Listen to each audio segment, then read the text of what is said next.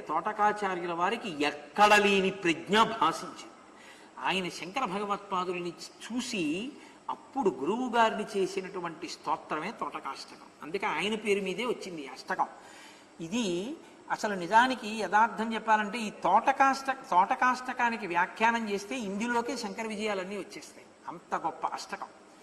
ఈ అష్టకాన్ని శంకర భగవత్పాదుల దగ్గర చదివితే గురువుగారి యొక్క అనుగ్రహం కలుగుతుంది. గురువుగారి అనుగ్రహం కలిగితే ఏమవుతుంది?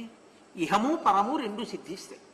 కాబట్టి ఇది చదవాలి. కానీ తోటకాష్టకం చదవడానికి పెద్దలు ఒక నియమం చెప్తారు. ఏమిటా నియమం అంటే, కూర్చుని చదవకూడదు. తోటకాష్టకం నిలబడి చదవాలి. ప్రతిసారి కూడా మీరు చూడండి, ప్రతి శ్లోకానికి చివర భవశంకర దేశికమే శరణం అని ఉంటుంది.